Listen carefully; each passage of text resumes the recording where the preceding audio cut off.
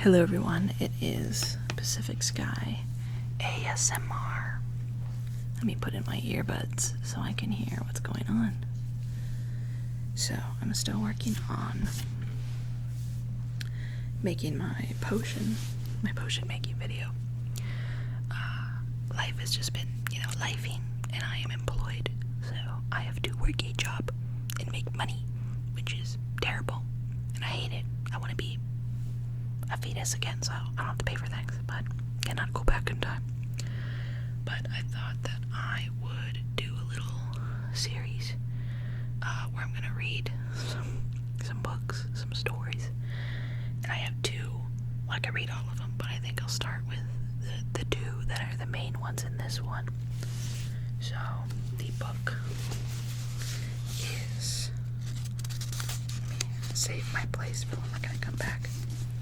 It is Stephen King's Different Seasons, and here he is, smug bastard that he is on the back, big ass face, photo by Dennis Marsico. So, Different Seasons is a series of novellas, and that's the thing about Stephen King, is that either he writes like hella long stories, or he writes them and they're like 100 pages and they're not very long. But this set of novellas in Different Seasons spanned, it has 4 stories, so 4 different seasons, and two main stories are out of this one. Rita Hayworth and The Shawshank Redemption, which was made into The Shawshank Redemption, and the story that I'll be reading today, well, part of, not all of, called The Body, which was made into Stand By Me, and I love Stand By Me, top 10 movies, and The Shawshank Redemption is it's my favorite movie, right up there with, my other favorite movie, number 1 is The Princess Bride, and The Princess Bride book is actually pretty good too, but I'm gonna read The Body today, because I've read most of the Rita Hayworth and The Shawshank Redemption before, and there are some differences between what they do in the movie and what they do with that story that I will go into when I read that one in a video. But I'll see how far I can get to in The Body. I think maybe I'll try to make this about a 30-minute video. But The Body is in the 3rd part, called Fall from Innocence. For George MacLeod, it says. And I believe it's about a little more than 100 pages, so 294 all the way to 436, so about 150 pages, 140. So not very much. But I will read this one up to a certain point, and then I will finish it in a different video. I'm trying to get this set up the best way that I can read it, and you can all hear me read it.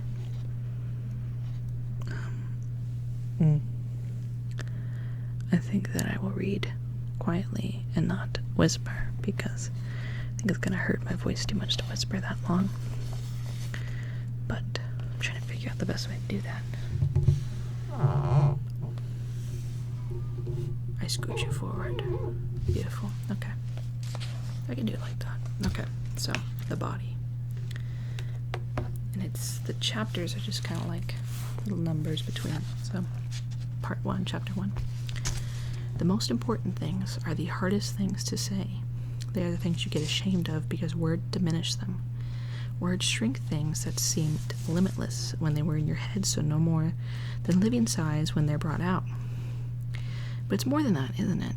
The most important things lie too close to wherever your secret heart is buried, like landmarks to a treasure your enemies would love to steal away.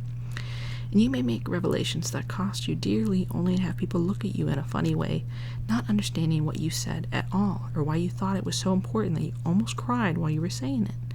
That's the worst, I think, when the secret stays locked within, not for want of a teller, but for want of an understanding ear. I'll shift you there. I was 12 going on 13 when I first saw a dead human being.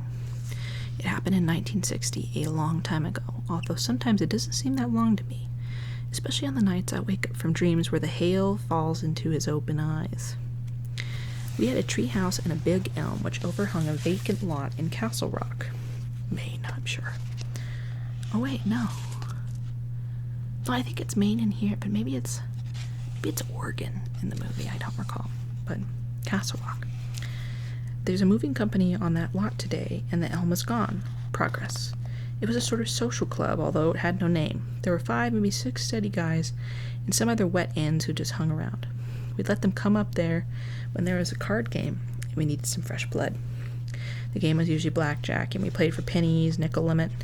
But you got double money on blackjack and 5-card under, triple money on 6-card under, although Teddy was the only guy crazy enough to go for that.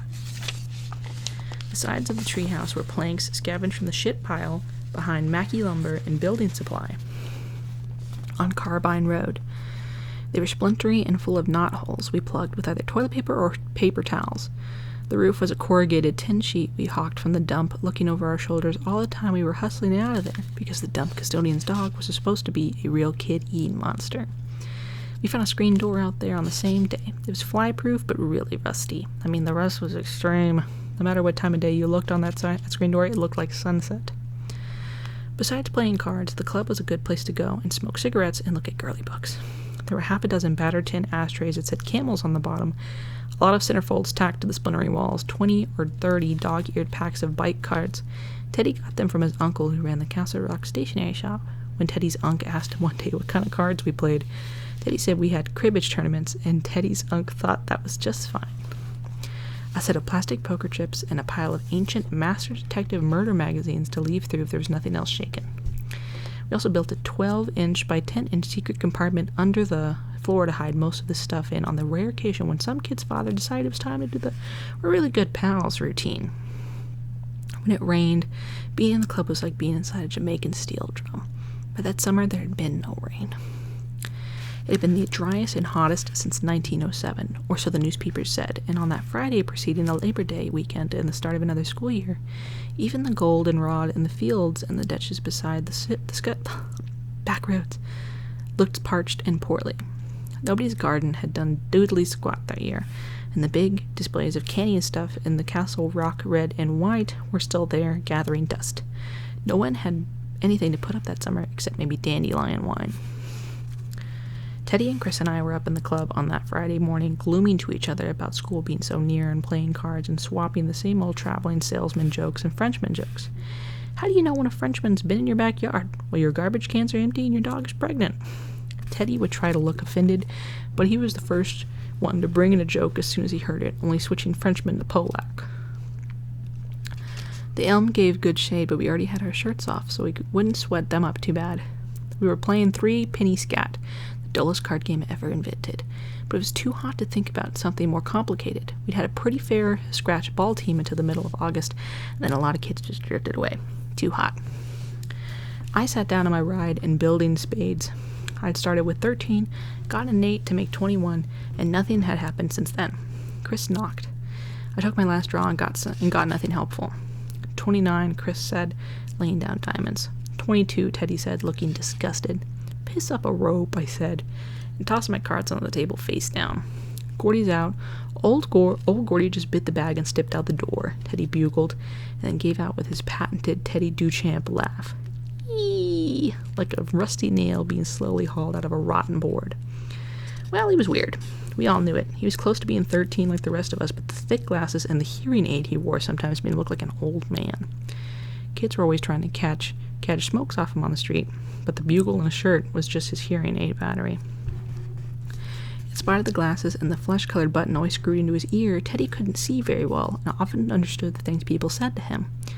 In baseball, you had to have him play the fences, way beyond Chris in left field and Billy Greer in right. You just hoped no one would hit one that far because Teddy would go grimly after it, see it or not. Every now and then, he got bonked a good one, and once he went out cold when he ran full-tilt boogie into the fence by the treehouse. He lay there on his back with his eyes showing whites for almost 5 minutes, and I got scared. Then he woke up and walked around with a bloody nose and a huge purple lump rising on his forehead, trying to claim that the ball was foul. His eyesight was just naturally bad. There was nothing natural about what happened to his ears. Back in those days when it was cool to get your hair cut so that your ears stuck out like a couple of jug handles, Teddy had Castle Rock's first Beatle haircut, 4 years before anyone in America had ever heard of the Beatles. He kept his ears covered because they looked like 2 lumps of warm wax. One day when he was 8, Teddy's father got pissed at him for breaking a plate. His mother was working at the shoe factory in South Paris when it happened, and by the time she found out about it, it was all over. Teddy's dad took Teddy over to the big wood stove at the back of the kitchen and shoved the side of Teddy's head down against one of the cast iron burner plates. He held it down there for about 10 seconds. Then he yanked Teddy up by the hair of the head and did the other side. Then he called the Central Maine General Emergency Unit and told them to come get his boy. Then he hung up the phone, went into the closet, got his 410, and sat down to watch the daytime stories on TV with the shotgun laid across his knees. When Mrs. Burroughs from next door came over to ask if Teddy was all right, she'd heard the screaming. Teddy's dad pointed the shotgun at her. Mrs. Burroughs went out of the Duchamp house at roughly the speed of light, locked herself into her own house, and called the police. When the ambulance came, Mr. Duchamp let the orderlies in and then went out on the back porch to stand guard while they wheeled Teddy to the old porthold. Buick ambulance on a stretcher. Teddy's dad explained to the orderlies that while the fucking brass hat said the area was clear, there were still crouched snipers everywhere. One of the orderlies asked Teddy's dad if he thought he could hold on. Teddy's dad smiled tightly and told the orderly he'd hold until hell was a Frigidaire dealership if that's what it took. The orderly saluted, and Teddy's dad snapped it right back at him. A few minutes after the ambulance left, the state police arrived and relieved Norma Duchamp of duty. He'd been doing odd things like shooting cats and lighting fires in mailboxes for over a year. And after the atrocity he had visited upon his son, they had a quick hearing and sent him to Togus, which is a VA hospital. Togus is where you have to go if you're a Section 8.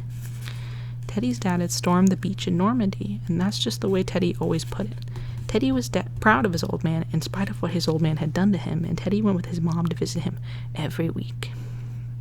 He was the dumbest guy we hung around with, I guess, and he was crazy. He'd take the craziest chances you can imagine and get away with them. His big thing was what he called truck dodging. He'd run out in front of them on 196, and sometimes they'd miss him by bare inches. God knew how many heart attacks he'd cause, and he'd be laughing while the wind blast from the passing truck rippled his clothes. It scared us because his vision was so lousy, Coke bottle glasses or not. It seemed like the only matter of time before he misjudged one of those trucks. You had to be careful what you dared him, because Teddy would do anything on a dare. Gordy's out. Yeah. Screw, I said, and picked up a Master Detective to read while they played it out. I turned to, he stomped the pretty co-ed to death in a stalled elevator and got right into it. Teddy picked up his cards, gave them one brief look and said, I knock. You four-eyed pile of shit, Chris cried. The pile of shit has 1,000 eyes, Teddy said gravely, and both Chris and I cracked up. Teddy stared at us with a slight frown, as if wondering what had gotten us laughing. This is another thing about the cat. He was always coming out with weird stuff like the pile of shit has 1,000 eyes. You could never be sure if he meant it to be funny or if it just happened that way. He looked at the people who were laughing with that slight frown on his face as if to say, Oh Lord, what is it this time? Teddy had a natural 30, Jack, Queen, and King of Clubs. Chris had only 16 and went down to his ride. Teddy was shuffling the cards in his clumsy way, and I was just getting to the gushy part of the murder story, where this deranged sailor from New Orleans was doing the Bristol stomp all over this college girl from Bryn Mawr, because he couldn't stand being in closed-in places, when we heard someone coming up fast on the ladder nailed to the side of the elm, a fist wrapped on the underside of the trapdoor. Who goes? Chris yelled. Vern. He sounded excited and out of breath. I went to the trapdoor and pulled the bolt. The trapdoor banged up, and Vern Tessio, one of the other regulars, pulled himself into the clubhouse. He was sweating buckets, and his hair, which he usually kept combed in a perfect imitation of his rock and roll idol Bobby Rydell, was plastered to his bullet head in chunks and strings. Wow, man. Oh, wait till you hear this. Hear what? I asked. Let me get my breath. I ran all the way from my home. I ran all the way home, Teddy wavered in a dreadful little Anthony falsetto, just to say I'm sorry. Fuck your hand, man, Vern said. Drop dead in a shed, Fred. Teddy returned smartly. "You ran all the way from your place?" Chris asked unbelievingly. "Man, you're crazy. Vern's house was 2 miles down Grand Street. It must be 90 out there." "This is worth it," Vern said. "Holy jeezum. You won't believe this. Sincerely." He slapped his sweaty forehead to show us how sincere he was. "Okay, what? Can you guys camp out tonight?" Vern was looking at us earnestly, excitedly. His eyes looked like raisins pushed into dark circles of sweat. "I mean, if you tell your folks we're going to tent out on my backfield." "Yeah, I guess so," Chris said, picking up his new hand and looking at it. "My dad's on a mean streak. Drinking, you know." "You got to, man," Vern said. "Sincerely. You won't believe this. Can you, Gordy?" "Probably. I was able to do most stuff like that. In fact, I've been like the invisible boy that whole summer. In April, my older brother Dennis had been killed in a Jeep accident. That was at Fort Benning, Georgia, when he was in basic. He and another guy were on their way to the PX, and an army truck hit them broadside. Dennis was killed instantly, and his passenger had been in a coma ever since. Dennis would have been 22 later that week. I already picked out a birthday card for him at Dolly's over at Castle Green. I cried when I heard, and I cried more at the funeral, and I couldn't believe that Dennis was gone. That anyone that used to knuckle my head or scare me with a rubber spider until I cried or give me a kiss when I fell down and scrape both knees bloody and whisper in my ear, "Stop crying, you baby," that a person who had touched me could be dead. It hurt me and it scared me that he could be dead, but it seemed to have taken all the heart out of my parents. For me, Dennis was hardly more than an acquaintance. He was 10 years older than me, if you can dig it, and he had his own friends and classmates. We ate at the same table for a lot of years, and sometimes he was my friend, and sometimes my tormentor. And sometimes my tormentor. But mostly he was, just a guy. When he died, he'd been gone for a year, except for a couple of furloughs. We didn't even look alike. It took me a long time after that summer to realize that most of the tears I cried were from my mom and dad. Fat lot of good it did them, or me. "So what are you pissing and moaning about, Verno?" Teddy asked. "I knock," Chris said. "What?" Teddy screamed, immediately forgetting all about Vern. "You friggin' liar, you ain't got no pat hand. I didn't deal you no pat hand." Chris smirked. "Make your draw, shit heap." Teddy reached for the top car on the pile of bikes. Chris reached for the Winstons on the ledge behind him. "I've been over to pick up my detective magazine." Vern Tessio said, "You guys want to go see a dead body?" Everybody stopped. Intense. We'd all heard about it on the radio, of course. The radio, a Philco with a cracked case, which had also been scavenged from the dump, played all the time. We kept the tune to WALM in Lewiston, which churned over the super hits and the boss oldies. What in the World's Come Over You by Jack Scott, and This Time by Troy Shondell, and King Creole by Elvis, and Only the Lonely by Roy Orbison. When the news came on, we usually switched some mental dial over to the mute. The news was a lot of happy horse shit about Kennedy and Nixon and Kwame and Matsu and the missile gap, and what a shit about Castro was turning out to be after all. But we had all listened to the Ray Brower story, Ray Brewer? I don't remember how they pronounced it in the movie. Ray Brewer story a little more closely because he was a kid our age. He was from Chamberlain, a town 40 miles or so east of Castle Rock. 3 days before, Vern came busting into the clubhouse after a 2-mile run up Grand Street. Ray Brewer had gone out with one of his mother's pots to pick blueberries. When dark came and he still wasn't back, the Brewers called the county sheriff and a search started. First just around the kid's house, and then spraying up to the surrounding towns of Monton and Durham and Pownell. Everybody got into the act: cops, deputies, game wardens, volunteers. But 3 days later, the kid was still missing. You could tell, hearing about it on the radio, that they were never going to find that poor sucker alive. Eventually the search would just peter away into nothing. He might have gotten smothered in a gravel pit slide or drowned in a brook, and 10 years from now some hunter would find his bones. They were already dragging the ponds in Chamberlain and the Monton Reservoir. Nothing like that could happen in southwestern Maine today. Yeah, Maine. Most of the area had become suburbanized, and the bedroom communities surrounding Portland and Lewiston had spread out like the tentacles of a giant squid. The woods are still there, and they get heavier as you work your way west toward the White Mountains. But these days, if you can keep your head long enough to walk 5 miles in one consistent direction, you're certain to cross 2-lane blacktop. But in 1960, the whole area between Chamberlain and Castle Rock was undeveloped, and there were places that hadn't even been logged since before World War II. In those days, it was still possible to walk into the woods and lose your direction there and die there. Vern Tessio had been under his porch that morning digging. We all understood that right away, but maybe I should take just a minute to explain it to you. Teddy Duchamp was only about half bright, but Vern Tessio would never be spending any of his spare time on College Bowl either. Still, his brother Billy was even dumber, as you will see. But first I have to tell you why Vern was digging under the porch. 4 years ago, when he was 8, Vern buried a quart jar of pennies under the porch, under the long Tessio front porch. Vern called the dark space under the porch his cave. He was playing a pirate sort of game, and the pennies were buried treasure. Only if you were playing pirate with Vern, you wouldn't call it buried treasure, you had to call it booty. So he buried the jar pennies deep, filled in the hole, and covered the fresh dirt with some of the old leaves that had drifted under there over the years.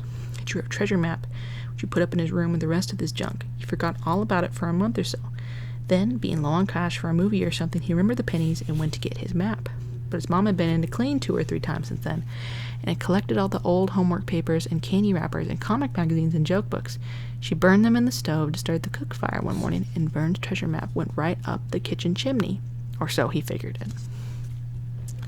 He tried to find the spot from memory and dug there. No luck. To the right and the left of that spot, still no luck. He gave up for the day, but had tried off and on ever since. 4 years, man. 4 years. Isn't that a pisser? You didn't know whether to laugh or cry. It had gotten to be sort of an obsession with him. The Tessio front porch ran the length of the house, probably 40 feet long and 7 feet wide. He had gone through damn near every inch of that area 2, maybe 3 times, and no pennies. The number of pennies began to grow in his mind. When it first happened, he told Chris and me that there had been maybe $3 worth. A year later, he was up to 5, and just lately he was broken. It was running around 10, more or less, depending on how broke he was. Every so often, we tried to tell him what was so clear to us, that Billy had known about the jar and dug it up himself. Vern refused to believe it, although he hated Billy like the Arabs hate the Jews, and probably would have cheerfully voted the death penalty on his brother for shoplifting, if the opportunity had ever presented itself. He also refused to ask Billy point blank. Probably he was afraid Billy would laugh and say, "Of course I got them, you stupid pussy," and there was $20 worth of pennies in that jar, and I spent every fucking cent of it. Instead, Vern went out and dug for the pennies whenever the spirit moved him, and whenever Billy wasn't around. He was crawled out from under the porch, with his jeans dirty and his hair leafy and his hands empty. We ragged him out about something wicked, and his nickname was Penny Tessio. I think he came up to the club with his news as quick as he did, not just to get it out, but to show us that some good had finally come of his penny hunt. He had been up that morning before anybody, ate his cornflakes, and was out in the driveway shooting baskets through the old hoop nailed up on the garage. Nothing much to do, no one to play ghosts with or anything. He decided to have another dig for his pennies. Pardon. He was under the porch when the screen door slammed up above. He froze, not making a sound. If it was his dad, he would crawl out. If it was Billy, he'd stay put until Billy and his JD friend Charlie Hogan had taken off. 2 pairs of footsteps crossed the porch, and then Charlie Hogan himself said in a trembling, crying baby voice, "Jesus Christ, Billy, what are we gonna do?" Vern said that just hearing Charlie Hogan talk like that, Charlie, who was one of the toughest kids in town, made him prick up his ears. Charlie, after all, hung out with Ace Merrill and Eyeball Chambers. If you hung out with cats like that, you had to be tough. "Nothing," Billy said. "That's all we're gonna do, nothing." "We gotta do something," Charlie said, and they sat down on the porch closer to where Vern was hunkered down. "Didn't you see him?" Vern took a chance and crept a little closer to the steps, practically slavering at that point. He thought maybe that Billy and Charlie had been really drunked up and run something down. Vern was careful not to crackle any of the old leaves as he moved. If the 2 of them found out he was under the porch and had overheard them, he could have put down what was left of him in a Ken L. ration dog food can. "It's nothing to us," Billy Tessio said. "The kid's dead, so it's nothing to him neither. Who gives a fuck if they ever find him? I don't." It was that kid they've been talking about on the radio. It was, sure as shit. Brewer, Flowers, whatever his name is. Fucking train must have hit him. "Yeah," Billy said, sound of a scratched match. Vern saw it flicked into the gravel driveway and then smelled cigarette smoke. "It sure did, and you puked." No words, but Vern sensed emotional waves of shame radiating off Charlie Hogan. Well, the girls didn't see it," Billy said after a while. "A lucky break." From the sound, he clapped Charlie on the back to buck him up. "They blab it from here to Portland. We tore out of there fast, though. Think they know where there was something wrong?" "No," Charlie said. Marie don't like to go down that back Harlow Road past the cemetery anyway. She's afraid of ghosts. Then again, that scared crybaby voice. Jesus, I wish we never boosted no car last night. Just got on the show like we was gonna. These words. The phrasing, the 1960s phrasing. Charlie and Billy went with a couple of skags named Marie Doherty and Beverly Thomas. He never saw such gross-looking broads outside of a carnival show. Pimples, mustaches, the whole works. Sometimes the four of them, or maybe 6 or 8, if Fuzzy, Brockowitz, or Ace Merrill were along with their girls, would boost a car from a Lewiston parking lot and go joyriding out into the country with 2 or 3 bottles of wild Irish rose wine and a 6-pack of ginger ale. They'd take the girls parking somewhere in Castleview or Harlow or Shiloh, drink Purple Jesuses, and make out. Then they'd dump the car somewhere near home. Cheap thrills in the monkey house, as Chris sometimes said. They'd never been caught at it, but Vern kept hoping. He really dug the idea of visiting Billy on Sundays at the reformatory. If we told the cops, they wouldn't know how we got way out there, way the hell out in Harlow, Billy said. We ain't got no car, neither of us. It's better if we just keep our mouths shut and they can't touch us. We can make an anonymous call, Charlie said. They trace those fucking calls, Billy said ominously. I seen it on Highway Patrol and Dragnet. Yeah, right, Charlie said miserably. Jesus. I wish Ace had been with us. We could have told the cops we was in his car. Well, he wasn't. Yeah, Charlie said. He sighed. I guess you're right. A cigarette butt flicked into the driveway. We had to walk up and take a piss by the tracks, didn't we? Couldn't walk the other way, could we? I got puke on my new PF flyers. His voice sank a little. Fucking kid was laid right out, you know it? Did you see that? And son of a whore, Billy? I seen him, Billy said. The second cigarette butt joined the first in the driveway. Let's go see if Ace is up. I want some juice. Gonna tell him? Charlie, we ain't gonna tell nobody. Nobody never. You dig me? I dig you, Charlie said. Christ Jesus, I wish we never boosted that fucking Dodge. Shut the fuck up and come on. 2 pairs of legs clad in tight, wash-faded peg jeans. 2 pairs of feet in black engineer boots with side buckles came down the steps. Vern froze on his hands and knees. My balls crawled up so high I thought they was trying to get back home, he told us. Sure his brother would sense him beneath the porch and drag him out and kill him. He and Charlie Hogan would kick the few brains the good Lord had seen fit to give him right out his jug ears and stomp him with their engineer boots. But they just kept going. And when Vern was sure that they were really gone, he had crawled up from under the porch and ran here. You're really lucky, I said. They would have killed you. Teddy said, I know the back Harlow Road. It comes to a dead end by the river. We used to fish for crossies out there. Chris nodded. There used to be a bridge, but there was a flood a long time ago. Now there's just the train tracks. Could a kid really have gotten all the way from Chamberlain to Harlow? That's 20 or 30 miles. I think so. He probably happened on the train tracks and followed them the whole way. Maybe he thought they'd take him out. Or maybe he just thought he would fly down a train if he had to. But that's just a freight run now. GS and WM up to Derry and Brownsville, and not many of those anymore. You have to have walked all the way to Castle Rock to get out. After dark, a train must have finally come along. And El Smacko. Chris drove his right fist down along his left palm, making a flat noise.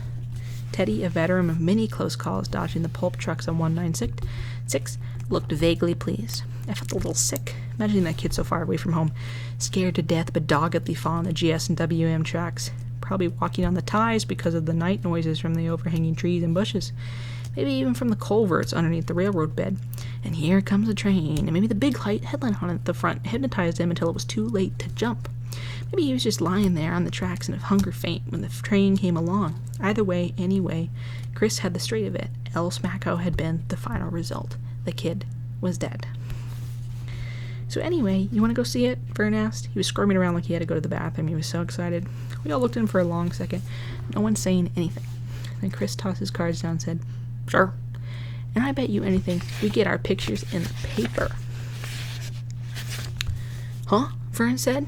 Yeah, Teddy said, and grained his crazy truck-dodging grin. Look, Chris said, leaning across the ratty card table. We can find the body and report it. We'll be on the news. I don't know, Vern said, obviously taken aback. Billy'll know where I found it. He'll beat the living shit out of me. No, he won't, I said, because it'll be us guys that found the kid, not Billy and Charlie Hogan in a boosted car. They don't want to worry about it anymore. They'll probably pin a medal on you, Penny. Yeah, Vern grinned, showing his bad teeth. It's a dazed sort of grin, as if the thought of Billy being pleased with anything as he'd acted on him like a hard shot to the chin. Yeah, you think so? Teddy was grinning too. Then he frowned and said, Uh-oh. What? Vern asked. He was squirming again, afraid that some really basic objection to the idea just cropped up in Teddy's mind. What passed for Teddy's mind? Our folks, Teddy said. If we find that kid's body over in South Harlow tomorrow, they're gonna know we didn't spend the night camping out in Vern's back field. Yeah, Chris said. They know we went looking for that kid. No, they won't, I said. I felt funny, both excited and scared because I knew we could do it and get away with it. The mixture of emotions made me feel heat-sick and head-achy. I picked up the bikes to have something to do with my hands and started block shuffling them. That and how to play cribbage was all I got for older brother stuff from Dennis. The other kids envied that shuffle. Guess everyone I knew had asked me to show them how it went. Everyone except Chris. I guess only Chris knew that showing someone by giving away a piece of Dennis. And I just didn't have so much of him that I could afford to pass around. I said, we'll just tell him we got bored tenting in Vern's field because we've done it so many times before. So we decided to hike up the tracks and have a camp out in the woods. I bet we don't even get hided for it because everybody will be so excited about what we found. And that is where I'm going to end it. I think I got through. I didn't get very far. I got 10 pages of 130 minutes. See, the thing is, I can read much faster when I'm not speaking it. But as soon as you start speaking a book, it's like, it takes so much longer, you know? But hope you all enjoyed. If you guys liked me reading that, I will read more. I'll probably read more whether you guys like it or not, just because I want to finish the story, because I love Stand By Me, so I want to absorb and read. But I hope you all have a great night. Thank you for watching. This is Pacific Sky signing out.